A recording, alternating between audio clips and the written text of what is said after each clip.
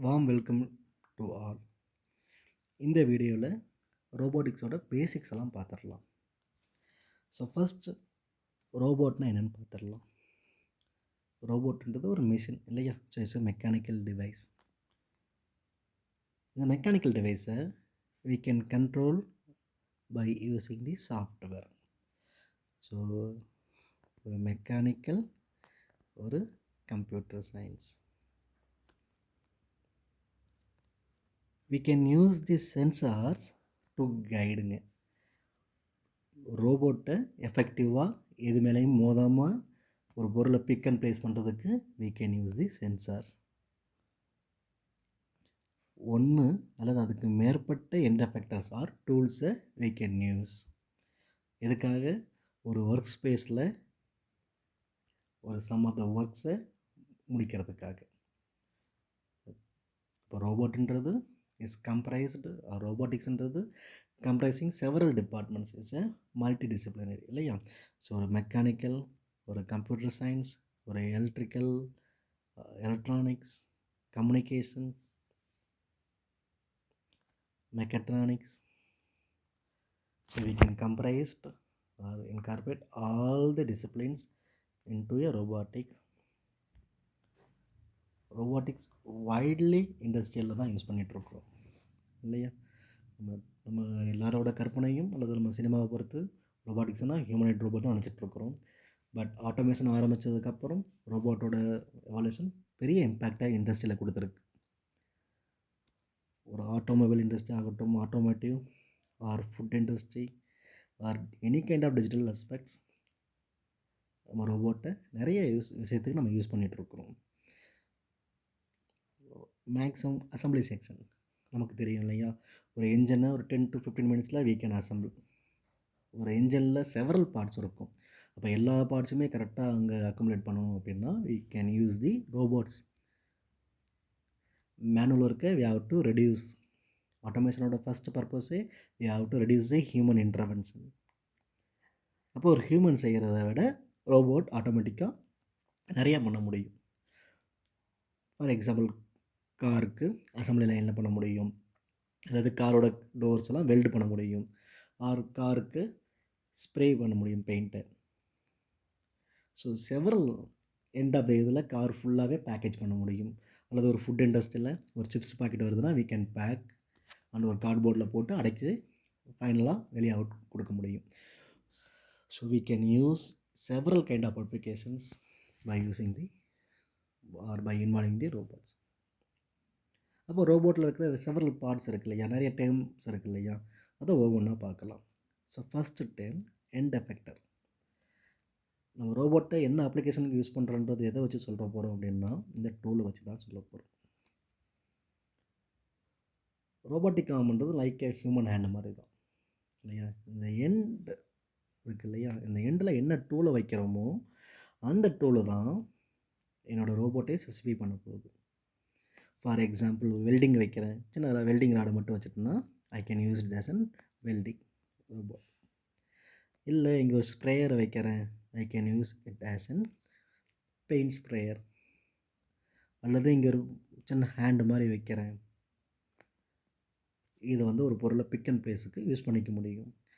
So அந்த end எஃபெக்டர் தான் ஒரு டாஸ்க்கை பர்ஃபார்ம் பண்ணுறதுக்கு முக்கியம். நெக்ஸ்ட் பார்க்க போகிறது ஜாயின்ட்ஸ். ரோபோட்டிக் ஆர்ம்னு சொல்லியாச்சு இல்லைங்களா? ரோபோட்டிக் ஆர்ம் நத்திங் பட் நம்ம ஹியூமன் ஹேண்டு மாதிரி தான் இல்லையா? ஸோ இங்கே செஸ்ட் ஆரம்பிக்குது, இங்கே கை இருக்குது, இன்பிட்வீன் ஷோல்டர் இருக்குது, எல்போ இருக்குது, ரிஸ்ட் இருக்குது இல்லையா? அப்போ என்னோடய செஸ்ட்டையும் என்னோடய அப்பர் ஆர்மையும் இணைக்கிறது எதுன்னு பார்த்தீங்கன்னா இந்த ஷோல்டர் தான். என்னோடய அப்பர் ஆர்மையும் என்னோடய ஃபோர் ஆர்மையும் இணைக்கிறது எதுன்னு பார்த்தீங்கன்னா இந்த எல்போ. அப்போ என்ன சொல்லலாம்? இந்த இணைக்கிறதுக்கு பேர் என்னது? ஜாயின்ஸ். என்னோட ஷோல்டரும் எல்போவும் ரிஸ்ட்டும் ஜாயின்ஸில் வருது. இந்த ஜாயின்ஸ் தான் டிகிரி ஆஃப் ஃப்ரீடமே டிட்டர்மைன் பண்ணுது. ஒரு ரோபோட் என்ன கைண்ட் ஆஃப் மூமெண்ட்ஸ் பண்ணணுன்றதே ஜாயின்ஸ் தான் சொல்ல போகுதுங்க. வேர்ல்டு வைடாக யூஸ் பண்ணுற ஜாயின்ஸ் பார்த்தீங்கன்னா ரெவால்வெட் ஆர் ரொட்டேட்டரி, ப்ரிஸ்மேட்டிக் ஆர் லீனியர். அது மட்டும் இல்லாமல் ஹெலிக்கல், சிலிண்ட்ரிக்கல், யூனிவர்சல், ஸ்பெரிக்கல்ன்ட்டு செவரல் ஜாயின்ஸாக இருக்குது. ஃபார் எக்ஸாம்பிள் ரெவால்வெட்ன்றது 2 லிங்க்கை இணைக்கிறேன், இந்த 2 லிங்க்கும் ஒரு ஆக்சிஸில் ரொட்டேட் பண்ண முடியும் அப்படின்னா it can be revolute joint. ரொட்டேஷனாக இல்லாமல் ஸ்ட்ரைட் லைனில் மூவ்மெண்ட் ஆகுது, that is called linear motion or prismatic joint.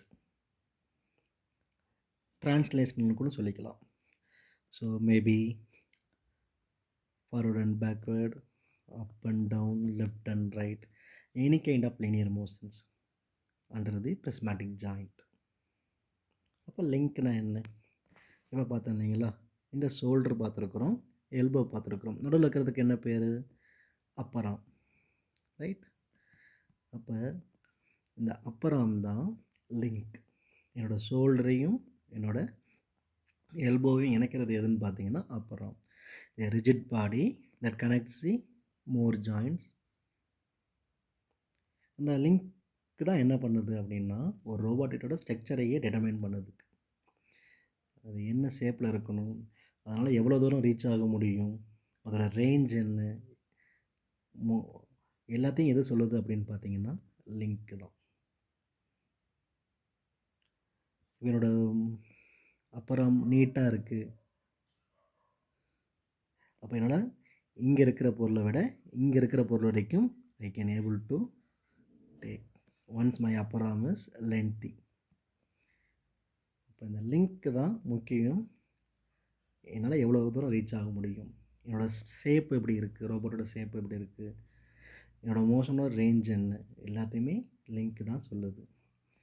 Like ஜாயின்ஸில் several types இருக்குது இல்லையா, so லிங்க்ஸ்லேயுமே we are commonly defined as base link, intermediate links, end effector link. என்னோட கிரவுண்டையும் என்னோட ரோபோட்டையும் எது இணைக்குது அப்படின்னு பார்த்தீங்கன்னா பேஸ் லிங்க். என்னோட எண்ட் எஃபெக்டரையும் என்னோட ரோபோட்டையும் எது இணைக்குது அப்படின்னு பார்த்தீங்கன்னா எண்ட் எஃபெக்டர் லிங்க். ஒன்று ஸ்டார்டிங்கில், இன்னொன்று எண்டில். மிச்சம் இருக்க எல்லாமே இன்டர்மீடியட் லிங்க்ஸ். ஒன்று தான் இருக்கணுமா? இல்லை, எவ்வளோ லிங்க்ஸ் வேணால் இருக்கலாம். n number of links can be allowed.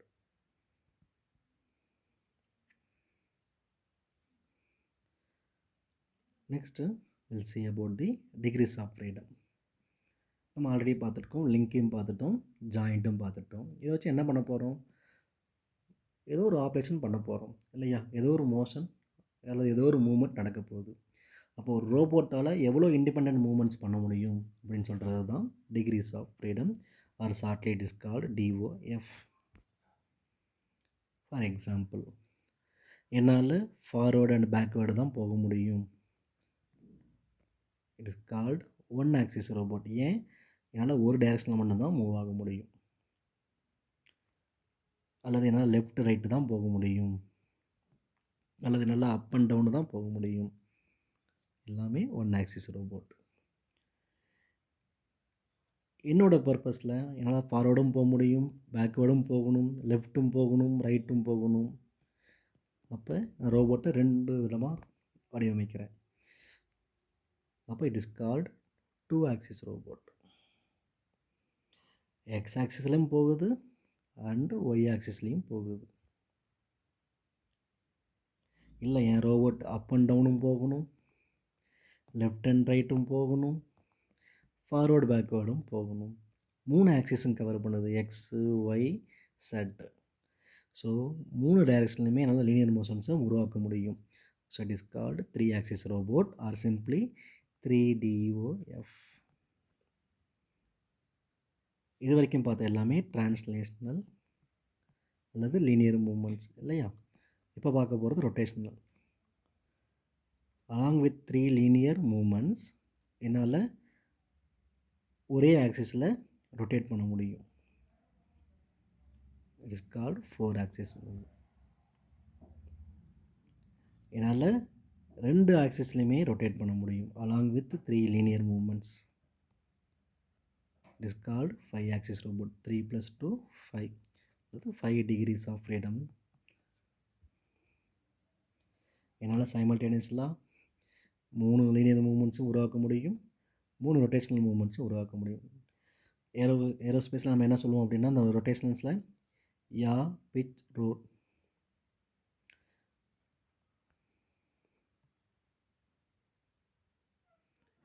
So 3 linear movements, 3 rotatory movements. It will be called 6-axis robot அல்லது 6 degrees of freedom the robot has. So degrees of freedomன்றது தான். ஸோ ஆக்சிஸ் தான் நம்ம என்ன சொல்ல போகுது, degrees of freedom டிட்டர்மைன் பண்ண போகுது இல்லையா. ஃபர்தராக என்ன டிவைட் பண்ணுறாங்க அப்படின்னா, major axis, minor axis. For example, ஒரு ரோபோட்டில் நிறைய ஆக்சிஸ் இருக்குங்க, n நம்பர் ஆஃப் ஆக்சிஸ் இருக்குது.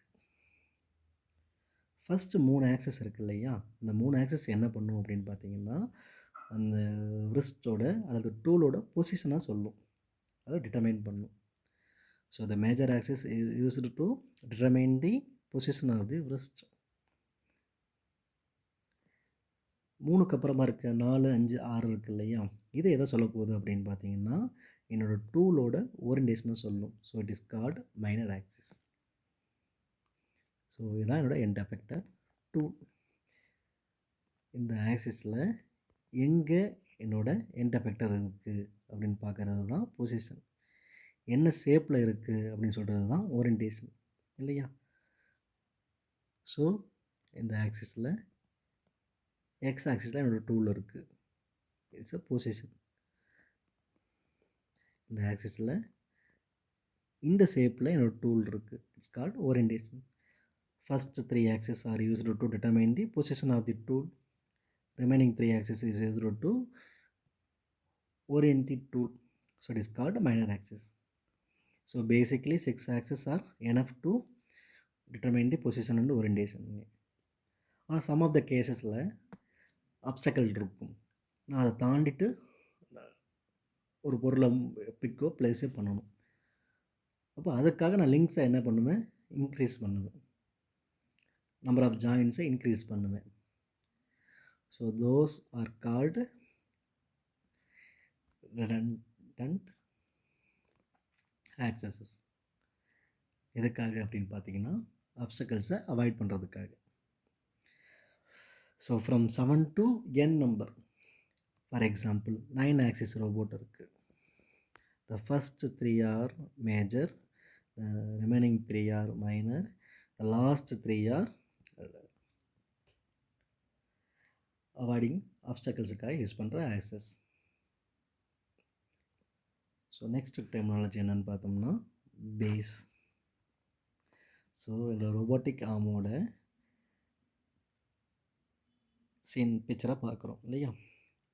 ஸோ ஒரு கிரவுண்டில் என் ரோபோட்டை நான் வச்சுருக்கணும் இல்லையா. என்னோடய கிரவுண்டையும் என்னோடய ரோபோட்டையும் கனெக்ட் பண்ணுற பார்ட்டுக்கு பேர் தான் base. The foundation or fixed part that supports the entire robotic structure. அதுக்கு மட்டும் தான் யூஸ் பண்ணுறோமோ இல்லை. இந்த எண்ட் டூலோட பொசிஷனை எதை வச்சு டிட்டர்மைன் பண்ணணும்னா, we have to use the reference point இல்லையா. நம்ம என்ன பண்ணுவோம், ஆக்சிஸில் 0ன்றது தான் நம்மளோட ரெஃபரன்ஸ் பாயிண்ட், 0,0.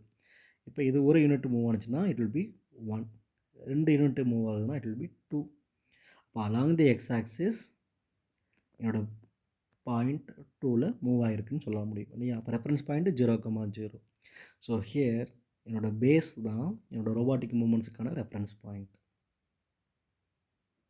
அப்போ கோஆர்டினேட்ஸ்னால் என்ன, இப்போ நம்ம பொசிஷன் சொன்னோம் இல்லையா, என்னோடய எண்ட் எஃபெக்டர் எங்கே இருக்குதுன்னு சொல்லணும் இல்லைங்களா, ஒரு 3 டைமென்ஷனல் ஸ்பேஸில். So it will be X axis, Y axis and Z ஆக்சிஸில் பார்த்தீங்கன்னா என்னோடய எண்ட் எஃபெக்டர் எங்கே வேணால் இருக்கலாம். 3D ஆக்சிஸ் இல்லையா, இதில் எங்கே வேணால் இருக்கலாம். அப்போ எங்கே இருக்குதுன்னு சொல்கிறது தான் பொசிஷன். அந்த பொசிஷனை என்ன பண்ணலாம், with respect to X, with respect to Y, with respect to Z. It is called coordinates of the P. இந்த டயக்ராமில் பார்த்தோன்னா இந்த பாயிண்ட் பி எங்கே இருக்குன்னு நம்மளால் சொல்ல முடியல. அப்போ எதை வச்சு சொல்ல முடியும், ஒரு எக்ஸ் ஆக்சிஸ் ஒய் ஆக்சிஸ் எடுத்துக்கிட்டோம் அப்படின்னு பார்த்தீங்கன்னா, we can define the p with respect to x, with respect to y. So இந்த பாயிண்ட் P y ஆக்சிஸில் மீட் பண்ணுற பாயிண்ட் PY, எக்ஸ் ஆக்சிஸில் மீட் பண்ணுற பாயிண்ட் PX. இப்போ 0லேருந்து PX டிஸ்டன்ஸில் எக்ஸ் ஆக்சிஸில் இருக்குது, y டிஸ்டன்ஸில் PY டிஸ்டன்ஸில் y ஆக்சிஸில் இருக்குது. ஸோ மீட் பண்ணுற பாயிண்ட் தான் P. அப்போ what is the coordinates? PX and PY. Suppose நான் ஒரு செட் ஆக்சிஸ் வரைகிறேன், அப்போ PX, PY அண்ட் PZ. இந்த 3 தான் கோஆர்டினேட்ஸ் ஆஃப் தி P. இப்போ எதை வச்சு சொல்கிறேன்? By using the frames. இந்த ரெஃபரன்ஸ் சிஸ்டம் தான் called as coordinate frame. Maybe x-axis, maybe y-axis or z-axis. Or you can say forward, left or up axis. இந்த coordinate frames எதுக்கு use ஆகுதுன்னா, to describe the position and orientation of the tool in the 3D space. இந்த frames எப்படி define பண்ணுறோம் அப்படின்னு பார்த்துட்டோம் இல்லைங்களா? இந்த ஃப்ரேம்ஸோட கிளாஸிஃபிகேஷன் பார்த்துடலாமா? ஸோ இந்த ஃப்ரேம்ஸ் ஃபர்தராக எப்படி கிளாஸிஃபை பண்ணுறோம் அப்படின்னு பார்த்தீங்கன்னா, base frame, join frame, link frame, tool frame. So பேஸ்னால் நமக்கு என்னென்னு தெரிஞ்சிச்சு இல்லையா? இந்த பேஸை we can define the system using the coordinates. Base X ஆக்சிஸில் என்ன இருக்குது, ஒயில் என்ன இருக்குது, செட்டில் என்ன இருக்குது. So these three are used to depict the base இல்லையா? So it's called base frame. Mostly it was a fixed frame. Tool frame, நம்ம எண்ட் எஃபெக்டர் பார்த்துட்டோம் இல்லைங்களா? இந்த எண்ட் எஃபெக்டரில் ரெஃபரன்ஸாக வச்சுருக்கிற ஃப்ரேம் தான் டூல் ஃப்ரேம். இதுதான் பொசிஷனையும் ஓரியன்டேஷனையும் சொல்ல போகுது. அப்போ இங்கே ஜாயின்ஸும் இருக்குது, லிங்க்ஸ் இருக்குது. இது சேர்ந்து தான் ரோபோட்டிக் ஆர்மை உருவாக்குது இல்லையா? ஸோ இந்த லிங்க்கில் we can make the reference frames. It is called link frame. Once you are making the frames on joints அப்படின்னா it will be join frame.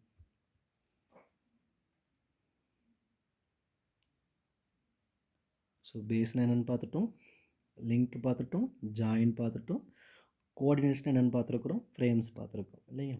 So பொசிஷன்ன்றது என்னதுங்க? By using the coordinates. X ஆக்சிஸில் என்ன இருக்குது, Y ஆக்சிஸில் என்ன இருக்குது and set ஆக்சிஸில் என்ன இருக்குன்றது தான் கோஆர்டினேட்ஸ். இதுதான் ஒரு பொசிஷனோட டிட்டர்மைன் பண்ணுது இல்லையா? அப்போ ஓரியன்டேஷன் என்னதுங்க? இந்த மைனர் ஆக்சிஸ் டிட்டர்மைன் தி ஓரியன்டேஷன் இல்லையா?